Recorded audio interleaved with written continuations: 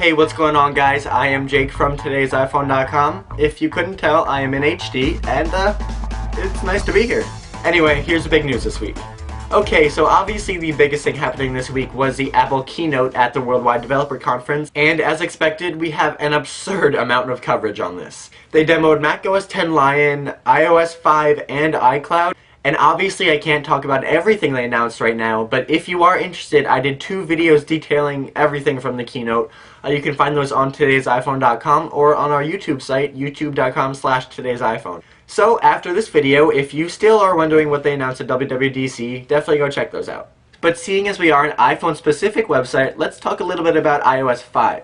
iOS 5 brings a ton of awesome new features, including Twitter integration, camera and photo updates, PC-free notification center.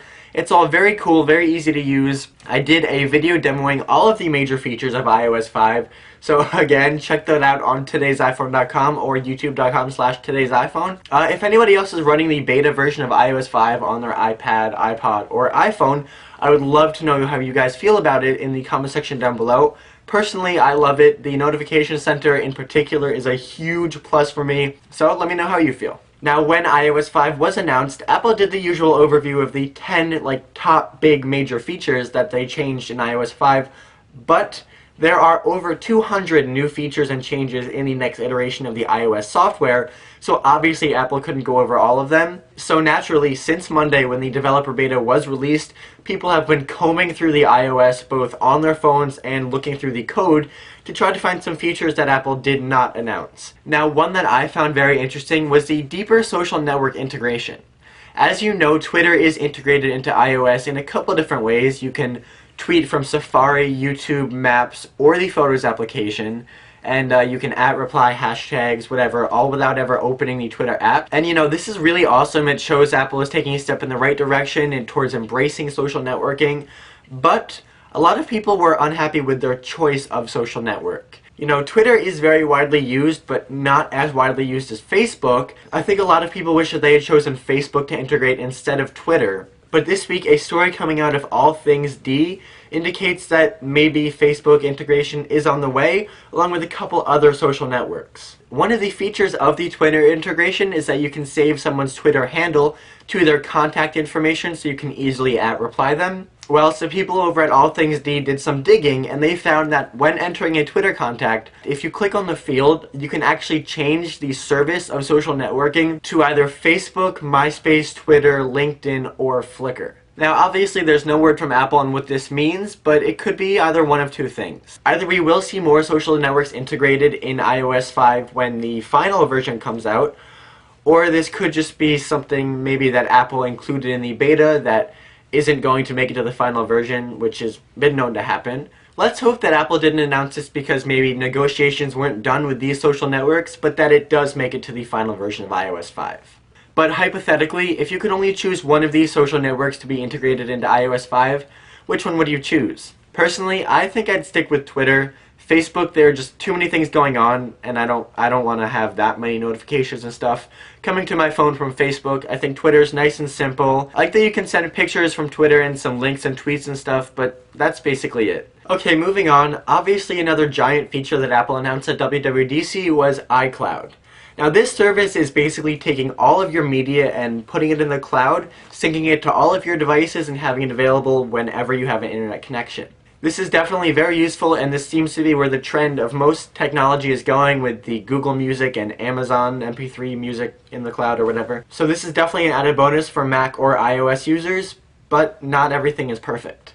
More specifically, it appears that the iCloud music service will not be available in the UK until at least early 2012. An article coming out of The Telegraph says that negotiations between Apple and the Performing Rights Society, which is basically an organization in the UK that ensures that everybody involved in music gets compensated and credited for their work, are in the very early stages. According to a UK music executive who decided to remain anonymous, tentative talks have begun between the major labels and Apple in the UK. However, all talks are in the really early stages, and no one expects to see the cloud music service live on this side of the pond until 2012. Now, this is definitely a bummer for the UK users, but I can't say that it's that surprising.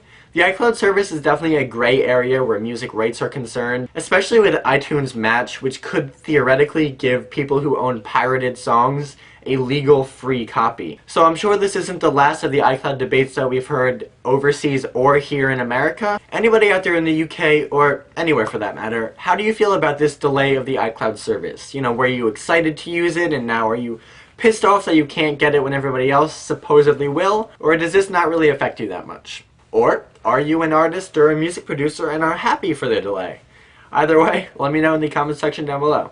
Alright, well that's all of the WWDC keynote stuff that I'm going to talk about right now. As I said before, you can check out my videos both on the keynote and on iOS 5 on today'siphone.com or on our YouTube site, youtube.com/today'siphone. Okay, moving on. In application news, Daniel did a review this week of one of my favorite applications, Netflix. This app is free in the App Store, but keep in mind that you have to have a Netflix subscription in order to use it.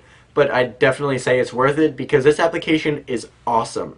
It works on the iPod Touch, iPhone, and iPad over 3G or Wi-Fi, and it lets you stream Netflix's entire Watch Instantly catalog, including documentaries, movies, TV shows, straight to your iOS device. It's definitely one of my most used applications, and if you're on the fence about whether you want to subscribe to Netflix or not, I would definitely check out this video and see if you like the application, and then I would do it, because you will like the application and you will like the Netflix service. Between this and Hulu Plus, I don't think I've sat in front of a TV and watched anything in a very long time, which is weird.